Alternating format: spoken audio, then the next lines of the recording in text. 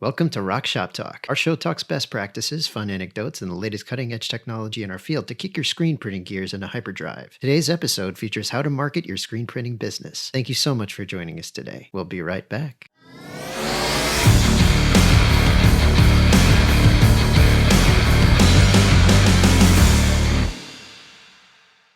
I want to welcome everybody back to Rock Shop Talk, your one-stop rock shop where we talk all things screen printing. Today, we are talking about how to market your screen printing business. And we are joined with Dominic Rosacci of Superior Inc. We are joined with Seth Brewton of Printed Threads. I'm ROQ US President Ross Hunter. And of course, alongside of me, as always, is our creative producer, Mr. Merrill Caps. How's it going, everyone? Awesome. Great. Love it. Stoked to be here. Such enthusiasm for whatever today is. Well, cool. We want to start out the discussion real quick, just with a few ROQ US updates. I love that Merrill scripted this for me. I kind of want to read it like a commercial because it reads like one. The ROQ Sahara is heating up the screen printing industry around the world. I mean, I love this, right? Don't stop. We've got Don't a lot stop. of. Oh, Keep should going. I not? The beloved trademark features remain the same as the ROQ tunnel, but now with added benefits. The Sahara boasts improved energy efficiency and thermal stability through its reinforced insulation and improved noise reduction. It has updated user-friendly software with a fresh recipe-saving system to manage exposure time and overall temperature. Listen to What do you that. think? That was pretty Listen good. to that. I just love it. Yeah, keep it going. You're a flowing. poet, Merrill. Well, thank you, poet. but it's your delivery that sells it. So thank you for. Well, the next part though reads almost like a Sunday, like sales special. It's like Sunday. When you purchase a new ROQ Sahara, get a free Stampinator to turn up the heat even more while supplies last. I mean, it's just brilliant. So we've got a cool campaign going on the new ROQ Sahara. For those of you who don't know, we made a lot of updates from the ROQ tunnel to the ROQ Sahara. A lot more user friendly, a lot more features. Bigger openings into the tunnels. You can get hats through there. Other larger materials. It's got a new computer system that's the same as the computer systems on our digital machines, as well as our Next and Eco presses. So a lot more user functionality in terms of recipes and all sorts of great stuff. And we are running a promo where you get a free Stampinator when you order a new ROQ Sahara. So you're Team Sahara. I'm Team Sahara. Where do you guys stand on this? I'm going with the Sahara. Sahara. Okay. That feels right. Seth, you're feeling that too? All right. Yeah, I'm on the lonely island here, but I'm all right with it. Well, how did Matthew McConaughey say it? Didn't we do some crazy? I think he says Sahara. Did he say? He could go either way. Yeah, I've heard it both ways. All right. I mean, that was so cool. How hot is the Sahara? Indeed. How hot is the Sahara? Ross, the Sahara makes Sahara makes more sense. Say the name of the state that I live in. Name the state you live in? Colorado. Colorado or Colorado? Right. Colorado. Well, if I was still going with my Texas accent, it'd be Colorado. Because that's what we said in Amarillo, Texas. But if I'm talking like the Californian was beaten into me, which it was for about 16 years of my life, I'd say Colorado. That feels right to me. People say Colorado because they like to have the RAD in the middle of it, and now that's the normal. But if you're a native, you're saying Colorado. Yeah, that's what feels right. I lived there for 3 years, and it checks out. Okay, good. Yeah. I like the Texas way too, though. Like Colorado, like there's like no O's at all. It's all A's. It's like we pluralize Walmart. We call it Walmarts. Right. The Walmarts. Walmarts. Go to Walmarts today. The Walmarts. Do you say wash your clothes or wash? I'm a wash. Oh, wash. No worse. Wash. That's worse that's more. Isn't that more east? Like St. Louis or east, like south. Oh yeah. Yeah. So do people wash with their water or water? We've totally derailed this whole thing. This is great. I think it's Yeah. this is what the people want to hear. They want to hear us like making funny voices for 45 minutes. Yeah. Well then, Well, like in Texas, we got the whole like, is it Whataburger? Is it Whataburger? Is it Waterburger? Like, is it? It's So, Whataburger. With the washing the clothes. Yeah. If I'm frustrated, it depends on if I'm frustrated, and then I'll say it differently. right. It'll be wash, or it'll be, I'm hungry, I gotta get Whataburger. You know? But if it's casual, it's like, Whataburger? Yeah, let's go to Whataburger. Whatever. So Yeah. No. I like It's it. going great. I like it. Different. Yeah. I'm in. Yeah. Man. So well, we got some other news too, Merrill. This is what's our other ROQ US news? Oh gosh. Let's see. Well, we have the Women in Screen Printing Awards video coming out next week. Just sent that off to Adrian today, and I think they're publishing it early next week. So we'll be sharing it. I think probably Wednesday, Thursday, depending on what I hear back from her. So be on the lookout for that. Oh, it's officially Rocktober the whole month. So be sure to tag that hashtag Rocktober on those awesome Halloween prints and cool pumpkin carvings. And we'll announce the winner of our favorite design November 1st for some cool vintage Rock US swag. I like that vintage. Yeah. I just packed up my yeah. vehicle with vintage ROQ US swag that's going to make its way to the Print Hustlers conference with me, because we've got way too much OG logo stuff that needs to be passed out to folks. So, yeah. Anyone that wants a vintage rock gear, feel free to email us at hello@rock.us, and we will send you some OG gear. Are you talking OG like S-Rock? No, I'm talking OG like the circle, our circle rock logo that's no longer in existence. Yeah. Yep. Way back to S-Rock. Changed. That's for the grandpas. Cool. Well, I want to start out by letting our guests here introduce themselves, about how you entered the industry, and kind of, from inception of getting into the industry, just kind of how that's evolved and grown since you started. So, Dom, do you want to kick us off, man? Sure, man. So you got Dom here from Colorado. And with Superior Inc., he got started, oddly enough, from snowboarding and skateboarding rather than music. Nice. Started a brand called Neovolt back in the, I guess, early 2000s, and slowly evolved to like producing for other brands, and that's where kind of Superior Inc. was germinated. So I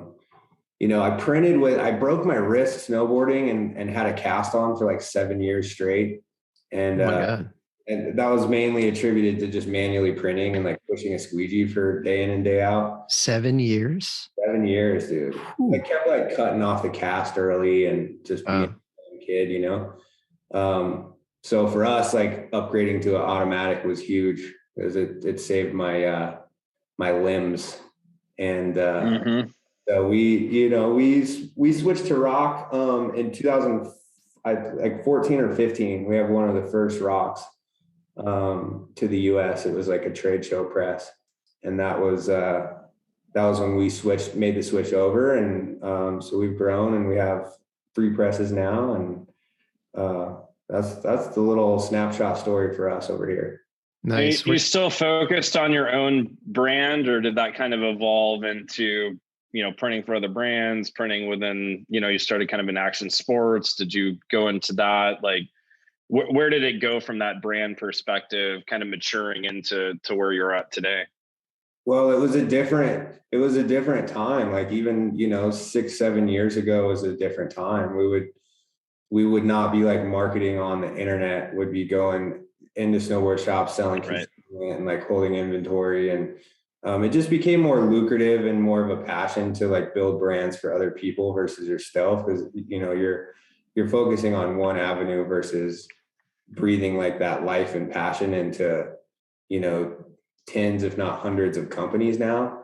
And so I think that was like when we fully made the switch to Superior, was just knowing like what our niche is and what I'm good at personally and what the brand has evolved to is providing that to other brands beyond just my own. So that's where Superior Inc.'s, we've been around for about 10 years now. And Nice. So yeah, Neovolt was the brand. It's no longer there. Gotcha. Okay. Yeah. But it's very good, cool, man. It's cool. That's awesome. Yeah. Since this is a marketing episode, I have to say that, Ross, we're going to have to add in a benefit of ROQ now in our marketing. It's going to have to say, ROQ, it saves limbs. I don't know. I'm just spitballing. Ooh. But no, I love that. That's actually really clever. True story. Based on true events. And a true story. Yeah, we can even get a testimonial on that. Seth, man, tell us about you, how you got in the industry, how that's evolved into where you're at now. Yeah, so I've been working with printed threads for about 10 years. Like the shop is actually 11. We just had our 11th anniversary. Wow. Me and Brett go way back.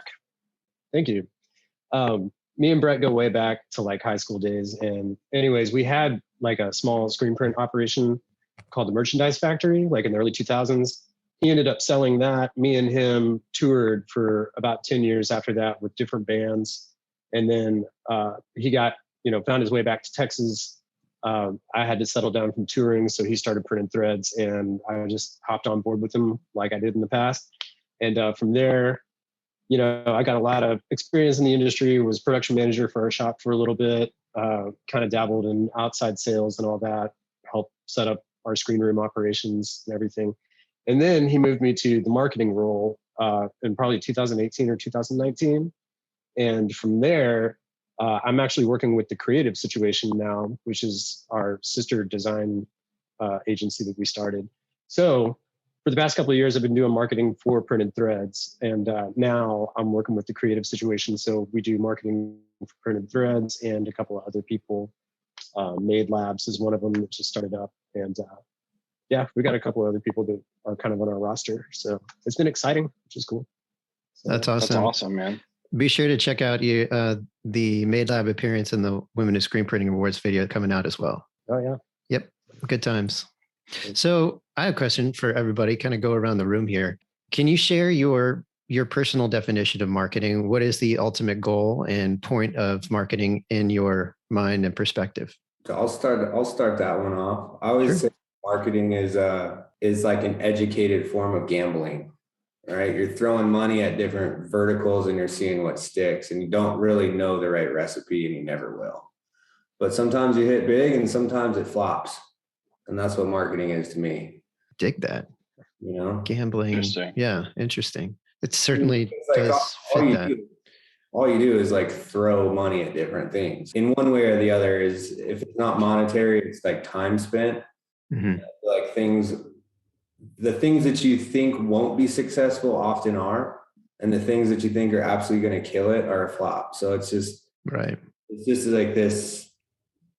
It's like this circle of just trying new things to see like what does well, and then emulating that and evolving that process.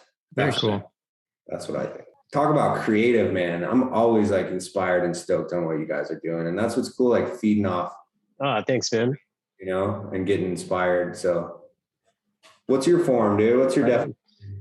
That's cool. So I think for printed threads, and Creative Situation as well, like, our history is playing in bands. So, when you're playing in a band, that's what the majority, besides playing music, the other part of being in a band is just marketing yourself always, like constantly building your crowd and your audience.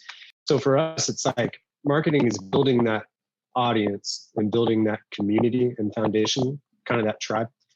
So when we come up with like a campaign, or we come up with like a creative idea or something like that, it's akin to writing a record, and you want to have some hits on that record that people latch onto. So, that's kind of what we try to focus on, is how can we come off in a relatable way to people so that they'll approach us and become part of the community that we're trying to build, creative community we're trying to build around us. But I totally understand where you're coming from with gambling and all that. Like, you have to A/B your methods. You might think you have the greatest idea in the world, and it turns out that, it was the other idea that you had that you thought wasn't as good that actually is working with people for some reason. But the main core of it, no matter what you do, because a lot of people view marketing as like, a manipulation type thing, like really trying to turn heads and make people think a different way. For us, it's just trying to be more approachable to people so that they'll come and see what we're all about and then work with us in the future. I like that a lot. That's kind of my take on it. Awesome. Yeah. I guess I'll go. Why not? Right? Yeah. You were probably going to ask me anyway, Merrill. Ross, tell me your thoughts on this. Yeah. So I love both of you guys' explanations. I mean, I think marketing can mean something, personal to a business. I think it can mean something in a moment of what you're doing with your company. It's a moment in time, but I think ultimately for me, marketing is the ability to tell a story and to make, your story create alignment between your company or your product or whatever it is you're trying to market and whoever that end user is. And I think the goal isn't necessarily to trick someone. It's not always even to sell something. It's to create that story and that alignment, right, between you and someone else. And if you do it successfully, to Dom's point, when it's a gamble, because you never know, right? It's subjective. Marketing is a completely subjective thing, just like art. If we all walked into an art museum together, Dom's going to be drawn to something different than Seth and something different than Merrill and something different than me. And Dom's over there looking at landscapes, and I look at him and say, why the hell do you think that that's cool? And he's got his own story of why. And so it's an ever-changing, ever-growing thing. And we've got so many platforms now and so many ways to think about marketing. It gets confusing at times, but I think that's definitely, the end goal in my mind. I guess to sum it up in a word, it's create alignment. Yeah. Very cool. 100% agree. For me, it's all about creating that conversation and bringing value to whoever you're talking to in a relevant way. And that can be anything from entertainment to education to just a random question. It's really about again, like you're saying, Ross, that alignment, bringing in conversations that inspire both sides to have a mutually beneficial partnership. The eloquent with words, man, Mr. Merrill Caps. You can always take something, and I love the way you wordsmith, man. It's impressive. You, that's marketing. I mean, maybe there's a reason for the creative producer role. I don't know. Well, cool. This is a great way to kind of kick off the next segments of our conversation. Before we get started in that, we're going to take a quick commercial break. And when we come back, we will dive headfirst into marketing. We'll be right back. 1 minute is all it takes to access your free screen printing automation ready score and powerful resources to help you press onward. 1 minute that can change everything for the better. Get your free no obligation score today at rockus.club/auto ready score. That's ROQUS.club/auto ready score. Or call 187-ROCKET now. That's 877-674-8669. And I want to welcome everybody back to Rock Shop Talk, your one-stop rock shop where we talk all things screen printing. Today, we are discussing how to market your screen printing business. We are joined by Dominic Rosacci of Superior Inc. and Seth Brewton of Printed Threads. Welcome back, everyone. Yo. Hey, we're fine with the join. Don't cut that out. That was good. That free flowed right in. I didn't scramble myself too bad. You did fantastic, Ross. Thanks, man. It's those tongue twisters. I did want to throw out, because I was just thinking about this, because this episode will most likely come out before the event. We are going to be at Print Hustlers Conference in Chicago this weekend. It's on Friday, Saturday. Dom, I know you're going to be there. Seth, are you coming out as well? Awesome. Okay, so we'll literally everyone on. Well, Merrill won't be. Great. There. Sorry, way to make me feel isolated. That's fine. I'm fine. We'll have you in heart. Thank you, Seth. I appreciate that. Yeah, we'll throw out some video of that event afterwards. We're giving away a Stampinator in the spirit of our hot month with the Sahara. So should be an exciting time. Just wanted to throw out that bit of news. For those of you who haven't attended a Print Hustlers conference and are listening, they happen once a year. It's a more intimate conference, a lot of guest speakers. It's put on by Printavo and Made Lab. Fantastic event, really learning more about business, sales. You get to hear a lot of, industry veterans up on the stage. You get to listen to me talk for 5 whole minutes. We always sponsor the event. So yeah, I'm going to pack a lot into those 5 minutes. It'll be amazing. I think pretty much I'm going to say, here's the person who won the Stampinator. Oh, by the way, come join us for pizza and drinks for dinner. That's going to be my speech. It'll be amazing. But if you haven't been, come out, next year, Google it, take a look. It's an awesome conference. And I really recommend. That's how you learn about things like we're talking about today: marketing, sales, what people are doing with their businesses, how they're successful. It's definitely a much more intimate setting. So you get to network a lot more as well, which is always great. Sure. With another Rock Shop Talk veteran, Bruce from Printavo. Yeah, absolutely. And, if you're lucky and you attend an event with me and Dom, sometimes we leave and we go play golf. That happened, I think, 3 years ago somewhere. Anyway, cool. Well, let's dive back in. Dom, I wanted to start with you and just kind of let the viewers know, what is the marketing approach of Superior Inc., from a philosophy standpoint? Where did you guys start with your marketing? How do you build that foundation? And what are you telling people to help drive your business? I think it all starts with being super connected with what you stand for as a culture. And I'm hesitant to articulate certain things because I think it's really oversaturated. Even telling your story, I feel like, yes, that is what marketing is, but it's so common now that you really have to be an outlier. And the approach that we took, and what I would probably suggest, this is what I've always battled with marketing, is I have 3 trains of thought. You can either go with a more agency approach, who's going to define what your company is more so and walk that process with you.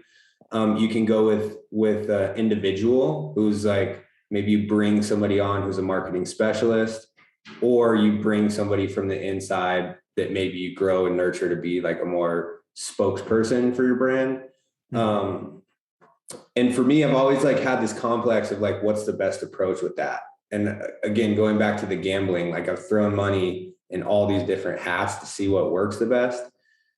And for me, agencies are always really good because you have a powerhouse of people that are trying to help tell your story for you, but it can be really expensive. And, it's weird, working with big agencies, there's really good ones, but they go on crazy tangents, and we'll do this too, building customer personas and stuff, but it'll take it to the end. Chad has 700 hairs on his head. Some of them are gray and some of them are dusty blonde. And he wears beach shorts on Tuesday, but on Thursday he rocks out the jean shorts. A lot of those things, it's dude, you're throwing a lot of time and money on stuff that, in my opinion, isn't always relevant. Whereas if you build it from inside your team, or if you have somebody like Seth that's just really good at storytelling, it's often a lot more successful. And so, back to the question, what is our philosophy? I think it's just having a really good understanding of who we are as a business from the people within the business, and having conversations about what makes sense to us and what makes sense to our customers based on how we operate, what we do best. And then just trying to articulate that story through the various channels, whether it be emails, social media. There's so many good avenues. And, it's super wild. Even just the conversation about marketing gives me anxiety because there's so many verticals now. It didn't used to be that way, you know? Right. So when we first started, like you put out really quality videos, you're going to get pretty good retention. That's not necessarily the case now. Like you have to have distribution, and you have to make sure that if you spend a bunch of money on a really cool video, that's cool, but it could sit there with 20 views on YouTube and the return on investment is going to be very nominal. Mm-hmm. You have to like formulate a plan and package up the distribution side, the production of it, and all of the steps that follow, like the release of a video so that it actually gets eyeballs. Because otherwise you're just losing your money on red every time. You know, you have to like really dig deep and think about all those verticals for it to be successful and packaged together. Another gambling reference I love. And actually, I'm going to stop you real quick because the word red actually just kind of like popped something in my head about what you were saying a little bit earlier in your answer. And you kind of said it's not enough just to tell your story anymore. And I mean, putting that in perspective, there's, you know, call it 30, 40,000 screen printers in the country right now. It's a lot of, that's competition. I wouldn't say it's a ton, but I mean, you know, it's a decent sized industry. We're all trying to fight for, you know, maybe similar things. And so when you said the word red, it kind of brought up in my mind, red oceans and blue oceans of business. And then I went back to what you said earlier, that it's not just enough to make a cool video, right? Throw something out there. There's a lot of people doing that. There's more to it. But do you think that a part of your success is really predicated on the fact that you've put yourself in a blue ocean in business with, you know, a lot of your green initiatives, the way that you guys are treating, you know, not just printing, but the material that you print on, how you make it, who's making it, and everything involved? Has that been a big part of what you would attribute that success to from a marketing standpoint? Oh, dude, 1,000%. I read this book Traction a couple of years ago, and that's what really like put me on this journey. Because, you know, when you think about a brand, like growing up snowboarding, like a brand's like Welcome, when I would wear that, I'd feel, and it's the same thing with music, like you feel like part of this culture, and it's, you just feel like so a part of this thing. As I grow older, I realized like all these little niche brands and stuff kind of diminish over time. But like sustainability and being part of this coalition of people that like really want to do better is like one huge bucket. And there's a lot of people that care about it. And I think we just like, I hit this wall of, man, how many times can you say like, oh, we're awesome because we put out good quality? Like if you're not putting out good quality, you shouldn't be in business, and everybody puts out good quality. So it's like, how do you dig deeper and really resonate with somebody and make a bigger impact beyond t-shirts? And like, I use the reference all the time, like to stay within my own domain of competence, meaning I don't really know a whole lot of things in life. I know how to like be in the apparel business and help with marketing on other brands. So I stay within that lane. How can I make the biggest impact with the job that I have? And that's where sustainability was like, oh, well, I'm not going to change the world, but I can change how we do things here and inspire other companies and customers to do the same thing. And then you're all kind of collectively like in this bucket together, which is cool. And it's, yeah, sustainability has definitely like changed our mindset and also been a really good tool just to share people, you know, what we do, not as a marketing shtick, but this is what we do. And then it organically markets itself because people get stoked on that, you know. I really dig that, Dom. It's like it's an avenue to demonstrate your values. Yeah, 100%. Very cool. That's awesome. Seth, same question. That was great, by the way, Dom. Like that was a lot of that was like nail on the head. But yeah, with printed threads, for us, it's, you know, participation is a big part of our philosophy.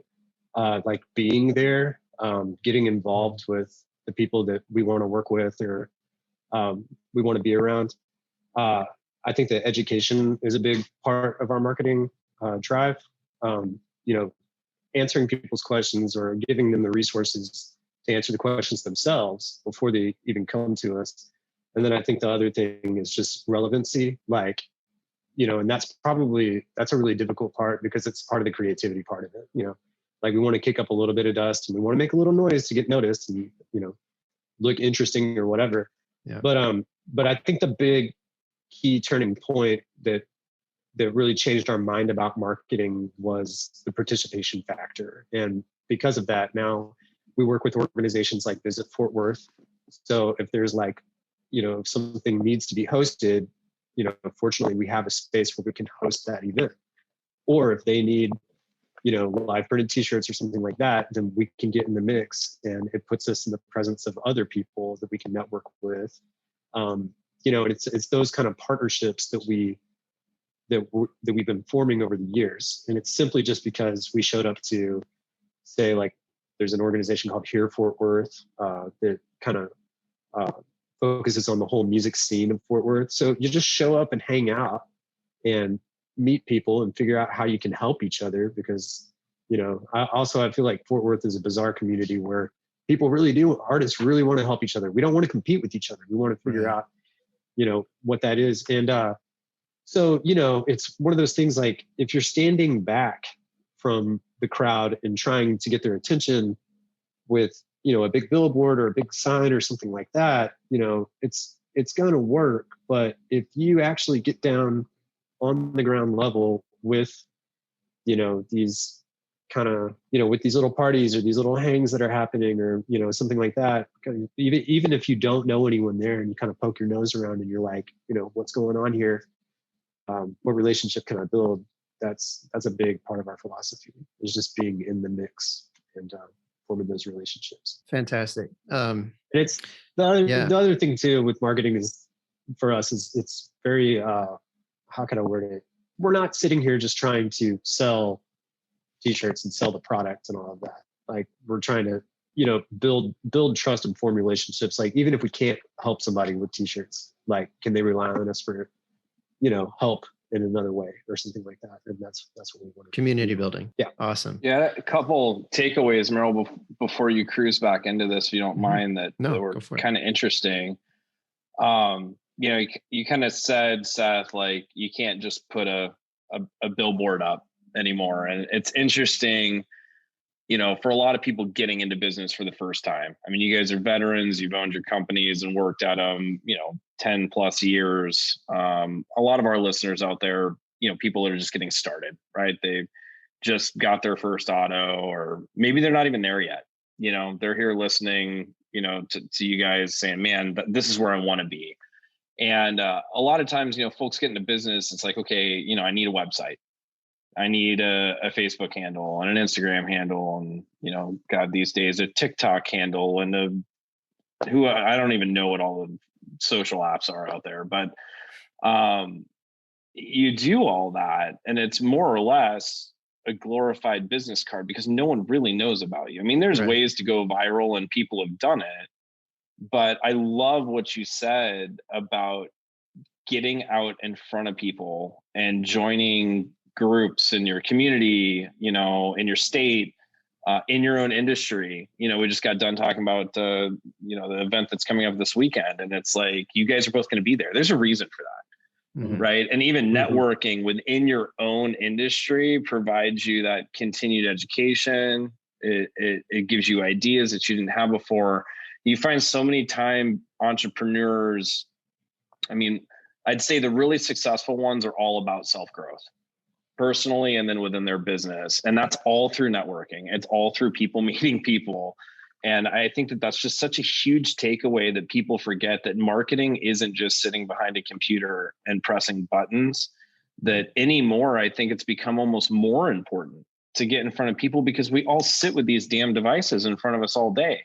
Mm-hmm. I mean, COVID even made it worse. We're doing everything on Zoom, so you don't have that human interaction happening. And I think that people thrive off of that so much more than we want to give credit to, because it's always, how much money do I want to spend on this ad to run on Facebook? And it's like, had you met that group ahead of time and worked with them, and then you promote that way, and then like, oh, that guy's awesome, I love that company, they were at this event and they did this thing, and whatever the case may be, it takes that marketing piece, or what we would consider marketing in today's day and age, and it makes it tangible because you've been there in the flesh. You've done something. You've helped tell that story. So really, Yeah.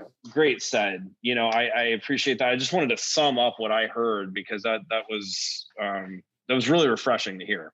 Most definitely. To piggyback on that idea, something I've witnessed that works so well for, at least from the outside looking at printed threads, that I really admire is all of the little analog things that y'all do, like the bicycles, like the events, like you were saying, something so kind of trivial as a bicycle can have such a profound impact as it has for you all. Can you speak to that a little bit, and also speak to how these initiatives were formulated, and how these little things like that has affected your bottom line and outreach? I feel like a lot of the bicycle thing, for people that don't know, we have a small fleet of like 6 cruisers that we, you can go see them on our Instagram, that we had, the creative situation pinstriped them and they look all nice. But, it was twofold. One of them was, really for me, like I ride bikes a lot, and being able to ride a bike it's fun. It's freeing. It's like something that you did when you were a kid, and it takes you back to that time. And, but it's also like where we are in Fort Worth now, it's a way for us to just simply get around the neighborhood, and a fun way to get around the neighborhood for lunch, or like, running errands or whatever. And also because we branded these with like, the printed threads vibe or whatever, people in the neighborhood are going to see that, and they're going to be like, that's weird. What is printed threads? Is that a bike shop? Is that, it's just going to make them question it. And maybe they'll get on Instagram, or maybe they'll get on Google, and they'll be like, oh, or maybe they'll be like, oh, that's that huge black building that I saw around the corner. And then that just kind of, it's like, oh, okay, these guys are in the neighborhood, and when they find out that we do custom merchandise or host events or, stuff like that, then, we've, I wouldn't say we've made a customer, we've made a neighbor, we've made somebody who can tell other people about us and kind of signal boost that. So, but I think with like, kind of going back to the soul of like things like bicycle, like, things like we have like a custom branded foosball table. I feel braggadocious talking about that kind of stuff, but no, a lot of it comes down to, we want to have fun, like, we don't want to have like the Google style, like, oh, this is such a fun place to work, whatever. Screen printing is hard, no matter what you do, no matter how fun you make it. But, Brett is a really fun dude, and he'll have these like whim ideas where he's like, what, I'm just going to do this for people. And some of us will actually stand back and be like, you got what? But then like, we have this like little golf green. It's a cross between a little putting green and skee ball, but sure enough, every time somebody passes that thing, they take a golf ball into the little hole, so it kind of keeps the morale up. And that's kind of internal marketing. Marketing isn't just going out it's in, but it also just kind of reminds us to have fun with what we're doing and not take it too seriously. Like just remember that we're all here, we're all here to run a business for sure, but we're also here to have a good time, and I also feel like Brett is the kind of guy that can attest to that vibe. So no doubt, no doubt. It's definitely creating an experience, and you all do such a phenomenal job at that. And what I really, really appreciated what you just said a moment ago about calling, not creating a customer per se, but you're making a friend, you're making a neighbor, and that's something that's very special or very important to us, and we're very intentional about that. We completely got rid of the idea of calling anyone customers. For us, we try to totally dive into the philosophy of your partner in print, and just to constantly demonstrate and reinforce that is an ongoing relationship, that we're not here for the sale, we're here for the long term. So I really dig that, and thank you for bringing that up. And to shift ideas slightly, I'd love to hear like kind of the origin story of the creative solution, and how that kind of broke open the idea of Made Lab. Situation, man. It's a situation. Okay. Thank you. Situation. Yeah. It is the situation. Yeah. So the creative situation, the origins of it are steeped in cosmic mystery. That's what we will tell you. But anyways, it's mostly steeped in like Black Sabbath and wanting to draw skulls all the time. But anyways, yeah, we so with what we were doing, between our creative director at Printed Threads, Alex, creative director at the time, and then I was doing the marketing stuff. That was our creative hub. And we had our friend Paul that we've worked with for a very long time. He actually came up with all the branding for Printed Threads. He had his own branding company. And anyways, we wanted to take what we were doing for Printed Threads and be able to help other people with that. And then to also kind of move the design wheelhouse out of Printed Threads and into something else, so that we could help even more people. So anyways, Brett partnered up with Paul, and then they brought me and Alex over into the creative situation. And since then, we've added our friend Brody, and we're hoping to grow a little bit more in the year. But yeah, it's just Shout out to Brody. Awesome dude. That's right. As you are. He's right around the corner. And anyways, yeah, so we're taking that and we're helping brands with their branding and their just overall kind of aesthetic look, and how we can voice their appearance, web design, and a little bit of web functionality, and then custom design, and then we're helping with a little bit of social media marketing and content creation. It's been a real fun year. We work mostly with breweries and bands that need shirts and kind of what you would How think. could that not be fun? But, beer and right? music? Yeah, sounds terrible.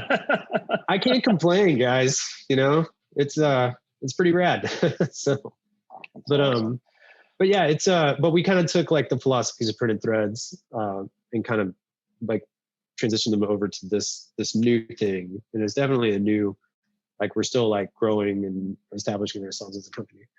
But yeah, it's been real cool. And we'll be giving a little talk at Print Hustlers, I think Saturday morning. But Nice. Awesome. I'll look forward to hearing it. All right. So I got another question here. This is for everyone at the table. What have been some of the most rewarding marketing efforts you've been a part of? And what have been some of the most least successful marketing efforts? This would be Dom spinning the roulette wheel and betting on black instead of red. What are those moments? Man, I'd have to think for a minute. I know one of the bad moments offhand. We came up with this like concept to get like old ink cans and essentially like pack them with like branded apparel. Like would take all these prospect companies that we wanted to reach out to, nab their logo off Google, like a crappy JPEG, and then DTG it in the middle of this sick design. And we put this whole care pack together, got their addresses, and literally like hired a courier to take them to like 150 places around the city. And I was like, the conversion on this is going to be astronomical. Like we're probably going to have 99 out of 100 that convert, and spent a ton. I think like our cost per piece was like 30 or 40 bucks times a couple hundred. And then all the time and the creative that went into it. And like, we didn't get one call or email out of it. Like there was tokens in there. Like it was my greatest and grandiose marketing scheme I've ever come up with. And it was like putting $1,000 on black and flopping. And like, that's just an example of, how you can go super all in on something. I've gamble referenced everything here, but that's the reality of it, man. But yeah, you can put so much like sweat and equity into something that you believe in, and then it goes the opposite way. And then you do something like silly or stupid, or you just highlight like a certain individual, and that gets the most traction. And it's not a bad thing whether you're successful or you fail at certain things. You just got to like really build on the ones that do good and then form little variations of that. And you find like a really good little recipe that you end up kind of having like a baseline. I can't think of a really positive one. What's one for you, Seth? I know you got some bangers in there. I'm trying to think of like super marketing tragedies. I will say that we play it kind of conservative, like as far as advertising goes. So we haven't had too many losses there. And luckily, I don't think we've had any embarrassing. I'm sure that Brett could probably remind me of a time that I did my job bad, but I can't think of any like super failures that we've had. As far as like good things that were fun, our it's content creation. So it's those Pantone matching videos that we do. Oh, I love them. That's thanks. Yeah, they've always been a blast to make. And we work with one of our buddies. He's one of our outside content creators, and we've known each other for years, and he has a real knack for editing whatever it is that we spit out on camera and making it look crazier. So when we finally get the final product, we have no idea what we're gonna expect. But so that stuff is new to us when we see it. But that's always been something that's pretty rad. And I think the biggest thing that we did was, I think it was the month of August, we decided to like focus on our staff. And we've had the luck of being able to grow a lot in the last year. And it was just funny because as we got to the end of the month, we were like, oh no, we have more people than days in the month. So we got to start kind of spitting this out. And, that one was really cool because I really feel like, obviously the staff got to know each other a lot better.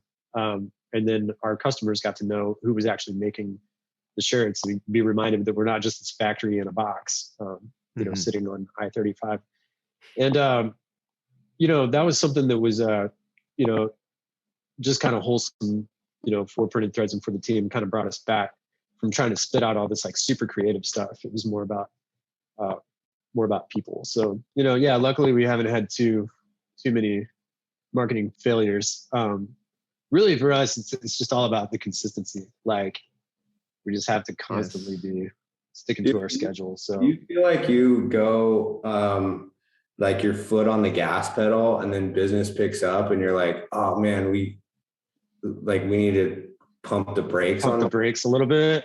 Oh yeah. This past year has been kind of an interesting thing because it's like, what do we really need to do with marketing at this point if we've hit, our production cap? Because we don't like to say no to customers or to people. And that's kind of, it's like how visible do we need to be right now, or all that stuff. But a lot of our foundation is been kicking up dust. So even if we are busy, we'll still make sure that we'll figure out a way to show people, hey, we're busy. And it's not really a braggadocious type thing. It's more of just kind of like a thanks everybody for putting your orders in. Also, if you have orders in, like, understand, 2021 is a weird year. So, anyways. Indeed. Yeah. That's a kind of an awesome segue into this question I have. How do you guys discern whether or not a marketing initiative is successful? And how soon do you take an inventory after you deploy this initiative to analyze the data and modify per what the data suggests? That's a good question. I mean, it depends on the campaign. Like if you do an email campaign, you're going to know the results. You can A/B test it and learn from that and what does and doesn't work. But some of these ones are just like, sometimes you like don't see the results for months. And then by the time you like get the business, you're like, oh man, I don't even know how that came. I'm not a very analytical person, so it's hard for me to really like nerd out on numbers. It's more of a gut feeling type thing. But like we haven't done marketing in a long time just because we haven't had the capacity and we don't want to get in a situation where we're over promising, under delivering. Sure. So it's a weird balance. Like I feel like we go super hard. We're like, oh, we need to get business, and we go super hard on marketing, and then you take your foot off the gas pedal again, and it's just like this weird ebb and flow of going in and then pulling back a little bit. At least that's what it is for us. I wish we had a little bit more consistency, but when you are at that times where you're like, we need to get business through the door, you're just throwing everything. You're like, oh, this worked before, and you're kind of just throwing darts. But that's the superior philosophy. I don't know that it's the right one, or I wouldn't suggest it necessarily, but it's just constantly a learning evolution for us. Grounded in intuition. Yes. I dig that. It's a cool Instinct. balance. Yeah. Seth, how about you guys? I would kind of have to agree with Superior, with Dom and everybody. It's kind of especially during these times, you definitely have to keep a pulse, on like what is currently trending or like what y'all are, what your shop is dealing with. But I was saying before, consistency with content, like your Instagram page or something like that, use that as your portfolio. So even if you don't have 1 million followers, or even if you don't, feel like you're gaining more and more, just keep consistently putting that stuff up and be as creative as you can with it. Like we geek out on numbers a little bit. Like I like to see impressions because that's really, how many times you're getting people to turn their heads, But you also have to understand that the more noise that you make on social media consistently, people are going to reach out to you, like in your DMs and stuff like that. Sure. If someone reaches out to you in your DMs, like jump on that immediately. Cause that, like, I think HubSpot has an analytic that says something like 9 times out of 10, if you reply back within the first 15 minutes of them hitting you up, it's going to be a guaranteed sale. So it's the reverse of traditional sales. Instead of having to talk to, 10 people and getting 1 sale out of it, you're talking to 10 people at one time, and then you're getting like, 8 or 9 sales out of it. I fully agree with that, but it's also been like the thorn in my side. It's like the DMs are just like, you'll maybe get like a good nugget out of like a ton of bad ones. And we've always had a really hard time like finding the right staff to nurture those relationships and not burn bridges, but also be like, I don't want to answer this. You got to like have somebody that's motivated. Yeah. No. So kind of, the sense of urgency. So basically the way that our system works is, we don't handle any kind of sales or anything like that over DMs. It's not the place, but I immediately refer them to our office and have, one of our sales rep start taking care of it. And they're good about like figuring out who's serious about actually putting an order in, or who needs, this. They're good about the right kind of questions, because a lot of people don't know what they want. So they can figure out what it is the person actually wants. And then we can move on to the next customer, or, we can help that person however we can. Like my favorite What's that? Is, yo, you print t-shirts? That's the DM. Oh yeah. Like, bro. Always. Answer this. You just respond back. You just got to tell them. I know a guy. Yeah, I mean, just say yes. Like the discipline, like that's where a marketing and customer service like juxtapose, because like the people marketing, they're the creatives. Like it's really important to have a network of people, like Seth said, to finesse those things, and that, you spend all this time to get these impressions and get these leads. And it's frustrating as a business to have people like tire kicking is what we call it, where it's like, they're never going to convert. Yeah. They're just digging around and have extra time. But you got to have somebody to like have a net to collect those leads that you work so hard for, whether they're good or bad. True. Who do we have here? Exactly. Yeah, we have a newbie with us joining. Who's this? Yes, my 4-month-old daughter, Arabella Gray. Welcome to Rock Shop Talk. Joining Arabella. us because we are running a little bit late with Shock Top today, and her mom has got some business to tend to. So we got a little co-host here. All right. Well, happy to have you. Do you have any questions for us, Arabella? We got 1 laugh for the first time. Let's see. It was like 3 days ago.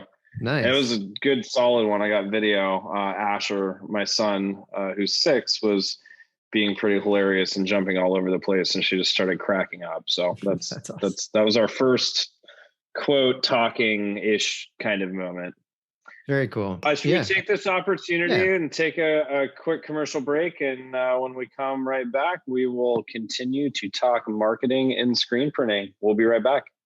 Great news, Rock Nation. For a limited time, your new Rock Sahara conveyor dryer that features independent conveyor split belt control and enhanced airflow currently comes with a new and improved stampinator included. Whether water-based, plastisol, or digital, you're ready to stamp, cure, and add special effects and dry like the pros. Rock your way online at rock.us or call 187-ROCKET now. That's 877-674-8669. Want to welcome everybody back to Rock Shop Talk, your one-stop rock shop where we talk all things screen printing. Today, we we are talking about how to market your screen printing business.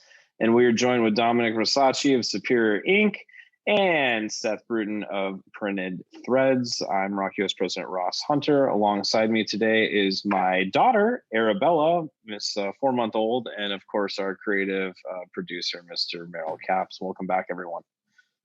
Thank you. Thank you. So we were kind of talking in the break, Dom. You had some extra thoughts that you wanted to share, on our last question here. Why don't we pick back up with those thoughts, sir? Yeah, I just wanted to take a moment to acknowledge and talk about, the difference of dirty marketing. And when I say dirty marketing, it's probably not what you're thinking. I think what I've kind of like heard and seen a lot of is like, I think it really shows going back to your values and having good morals and really just being honest and genuine with who you are as a brand, highlighting the employees that make your company. And there's often like rock stars that kind of climb from the trenches. But in terms of dirty marketing, I think there's a lot of shortcuts and easy ways to emulate what other people are doing.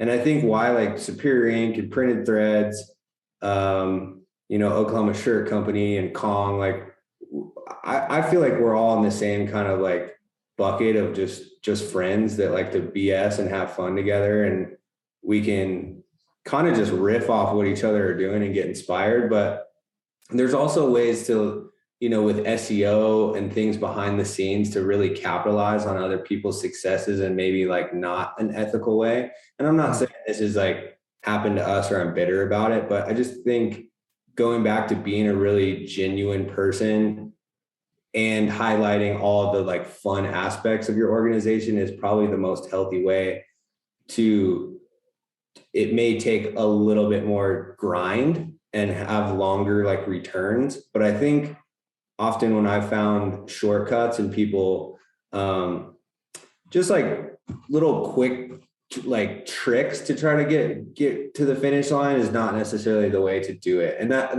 often comes with like SEO and just kind of like biting on content. There's a way to get inspired and elegantly do something similar versus just straight taking that. And so I think that's just important, and people read into that really well. It's like, are you guys being genuine and authentic, or are you just doing something that somebody already did? And it's easy to read into it. So for people just starting, with that being said, it's hard, like if you're just starting in this industry, there's a lot of, no pun intended, rock stars out there that are doing a really good job on marketing, and other shops that just do really rad stuff. So it's important to take that in, vibe on it, be inspired, but like put your own twist, and you'll naturally and organically grow your own roots, It's really wise, Dom. Thank you for saying that. That's a very important thing to interject here. I just did remember a funny marketing thing. It wasn't necessarily like a failure deal. We were talking about that earlier, but and I wouldn't necessarily call this like dirty marketing, but we did have this like weird anomaly where, back when the shutdowns hit and all that stuff, we were scrambling, trying to figure out how to keep the shop afloat. And we figured out to do that, we got to help other small businesses, stay afloat as well. So we started the fundraising thing, and we came up with this graphic that we spit out pretty quickly. And it was insane how that graphic caught fire. And Dom, I don't know if you've talked to Brett about this ever or anything like that in y'all's conversations, but or he like showed you any of the posts or anything like that. But it was just interesting to see people had completely ripped off our graphic. Oh, I kind of remember that. Just like, yeah. It was definitely just a 3-step process for fundraising, but it caught like wildfire. And, our thing was kind of like, man, this is, it was kind of like our idea to like stay afloat where we are. And we're super stoked that it ended up helping a lot of shops, which was amazing, but it was also kind of one of those things where, we kind of wish that people could have come up with their own way to spin it. And there were a lot of places that did spin it like in their own, like very elegant, very rad way. But it just kind of crazy to see like how people just take something and then just like almost use it verbatim or whatever. So, you know, like, again, we're not hating people for doing that, but it was definitely like a crazy thing to see just like pop off. But And I how totally easy it can agree with, happen. you know, with the dirty marketing thing too and the SEO, like, you know, people need to be, you need to be honest and organic, you know, with your business and not try to take jabs at competitors so directly as to put that in the back end in the SEO to try to divert traffic away from them.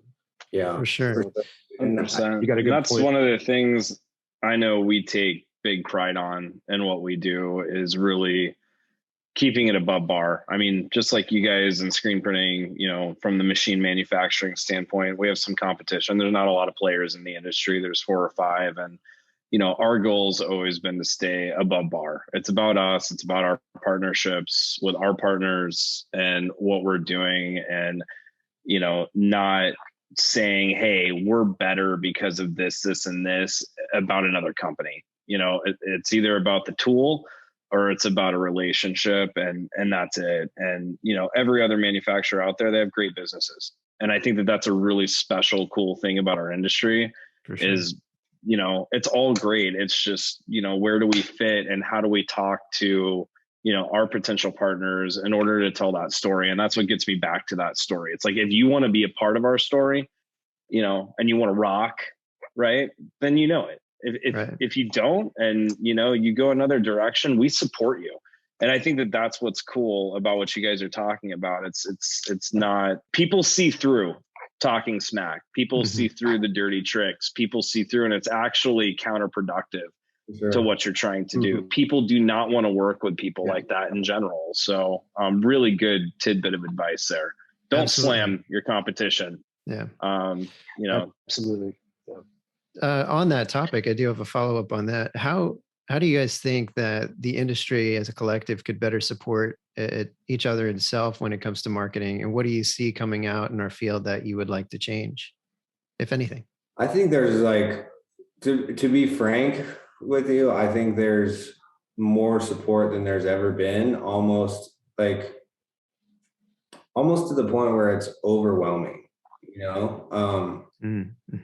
And there's really good avenues. Like, we have a Slack channel between a bunch of shops, and that's probably where I get most of my best information and advice between business owners, and we support each other wholeheartedly. But man, there's so many groups now that I can't even check in because I don't have like the bandwidth and capacity to be in every single. I just get overwhelmed. So I kind of almost like jump back to where it used to be 10 years ago, where you're kind of in your domain doing your thing, and then you like start missing your people in your community. And that's why you go to Print Hustlers, and that's why you go to ISS, and you get your like fix of, you know, letting out your frustration with your buds and different people in the industry. Even if you're just getting involved in the industry, everybody's so rad and inviting in this business that you pick up friends super quick. So for me personally, that's where I get most of my support, not necessarily like social media handles, because that can do some damage, I think, just as much as good if you get too sucked in. For sure. I mean, my one thing is it goes right in line with that. You know, it's don't look at another print shop as your competition. Like, look at it as co-opetition. Like, don't, like, whatever you do, don't talk trash. Especially with how tight knit our industry is, you know, like, it's not going to help. And, you know, you got to figure out a way to help your competition without, you know, directly profiting them, I guess, because we're all here to make money. But, those are the guys that are going to help you get out of a bind. Say if, you know, a piece of equipment fails, say you got a press or a dryer, or, you know, an exposure unit or something like that. And what are you going to do? You know, and ironically, at one point, you know, Printed Threads was in a warehouse little complex that actually had 2 other screen printing shops in it, and you had to pass those screen printing shops to get to our print shop. So, anyways, instead of just like picking on those guys, and instead of making fun of them or trying to steal business from them, you know, we figured out how we could help them just as a shop. and they bailed us out of plenty of situations. So that's it's our industry's great about community, and I just hope it grows more and more. Excellent. I want to kind of shift, thank you for that, shift the conversation a little more towards kind of the elephant in the room here when we talk about marketing, and that's metrics. So I would love for you to share with the audience here kind of like where you receive your most traffic, whether it's for your website, word of mouth, social media, emails, et cetera, as well as kind of your overall social media strategy, posting cadence, how you decide on voicing and that kind of thing. I'll let Seth start that one off. Sounds good. Thanks, Dom. Yeah, for us, we have a regular cadence. We try to post 3 times a week across Instagram, Facebook, and Twitter. Most recently, I have been trying to post up more reels because they're getting the rewards out of the algorithm for Instagram. I have not started a TikTok for us, but I need to start TikTok for us. But we get most of our engagement off of Instagram, and those are the metrics that I'm paying attention to the most. The other source that we get is honestly off of organic search, off of Google and website traffic. So we have a lot that comes in through Instagram and Facebook, and then a lot of people that just find us locally. So I can tell you that when we moved into this building, and I know I talked about billboards earlier, we do have a huge mural that faces the highway on our new building, and that has turned a lot of heads in the traffic jams, I guess, because when we moved out here, all of a sudden we had a lot more people knocking on our door and being like, what are you guys up to? So, I think it's really, metrics are so hard, especially regarding Facebook and Instagram, because they change the algorithm so much. And, there was a period where we were getting crazy engagement numbers. We have around 20,000 followers. And then one day it just went completely dropped off, Wow. And there's no explanation for that. We weren't doing anything different. So you kind of have to roll with the punches on that and just stay consistent with what you're doing, because it's going to come back up, because eventually it did. And I don't really have an answer for that. It's more, say a prayer to the algorithm lords. Al Gore's rhythm. It's I make it sound like it just Al Gore's rhythm. That's right. Right. So, and I had the news today, Facebook is changing their name next week, potentially. Really? Yeah. Seriously? Yep. I didn't see that. Yes, indeed. Stay tuned. What's it going to be? Haven't announced it yet. FaceTube. Right. FaceTube. It'll be a very interesting lesson no. in marketing because of, everything that's been going on with that company for the past few months in our culture, and how they're kind of trying to reshape that. Is going to be very fascinating how they use this tool to do that. So we'll see how successful they are. Now, Dom, do you have an answer for that? I don't know, man. I try to stay out of it, to be honest. I just, the reason I say that is if I'm the one that's actually pushing an email campaign, I am so invested in this company. It's just it's my identity, that if somebody subscribes, dude, I'm heartbroken. I'm like, what? I thought we were friends, man. I try to, but that goes back to my initial thing, opening it up, is working with an agency versus we chose the path of working with people internally and just having a really good analyst and small marketing team that is able to do that. So I can't speak on it with 100% education. But again, I always default to going with my gut and intuition more than numbers, I have a pretty intimate relationship with some of my bigger customers and know where they came from. So I kind of know all right, we get our little dogs from this avenue, we get our medium size, and then our biggest customers are probably not coming from, this channel or this channel. They're coming this way. So I will say, this is not related to marketing, but ironically enough, some of our biggest accounts have been phone calls that are after we closed, that I was just I'll answer it. And it's just weird. We have that joke that always answer the phone at random times, because you never know who it's going to be. And I think you need to be kind of a savage when you're first starting, of marketing yourself. have the discipline to bring up conversation as much as possible, because you never know who you're going to talk to that could convert into something. For sure. I dig that. How do you guys discern or kind of label what makes a good marketing KPI for your company? It's funny. We've never had like super hard goals as far as KPI goes. It's more so based off of just the touch points. It's less about like, oh, we want to reach with this campaign, we want to have 18,000 impressions, or, we want, 4% of the 18,000 impressions to become leads, and follow that and track these people and like all that stuff. For us, it's mostly making sure that, it's very simple. And it is kind of going with the gambling thing. It's, let's just put the content out and let's see whose heads we can turn with it. So, regularly posting 3 times a week, that's on the checklist. Making sure that we do, 1 or 2 educational videos a month, that's on the checklist. Making sure that we have a newsletter that goes out and recaps everything, just in case somebody missed it. Because even though you got, 1,000 something followers, 1,000 something followers are also going to miss like a lot of the stuff that you put out. So it's okay to reserve that information like that. And then, and then we'll have a couple of like outside goals, that are on more of the creative side. Like if we have a special event that's going on, or if we're taking part of a special event, so yeah, it's more about, our KPIs are more about brand awareness than they are about actual conversion numbers or anything like that. So cool. Hopefully that answers the question. Yeah, for sure.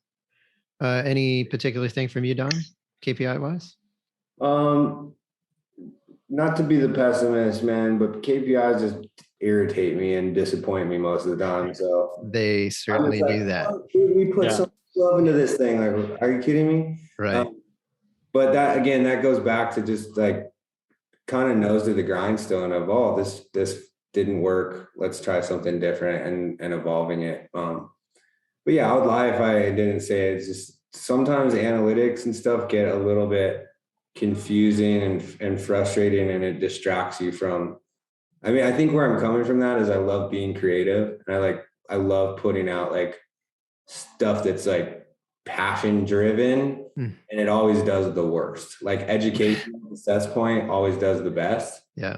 It's just not something that I like get super excited about doing, but it's important to have a balance of both. Like we can have our fun stuff that's not really a good return on investment, but fills our soul a little bit more. And then it's like, all right, we did that. Let's get it out of the system. Now we could do stuff that's like not as fun, but is going to have a better result. And kind of, that's what's cool about having a business, man. It's just, you have really fun aspects and stuff that aren't as fun, but it balances out. Because if you're just having fun all the time, I don't know. I guess that's a pretty rad situation, but not always sustainable. Speaking to that, from both of you, do you have any specific tips and tools that you would recommend our listeners use for marketing that really work for you, and why maybe? I think it's like, what's your favorite? Yeah. What is your favorite marketing activity? Whether that be your favorite platform, or your favorite way to get out there and get people to know and learn about your company and your products. Here, I'll start. My favorite one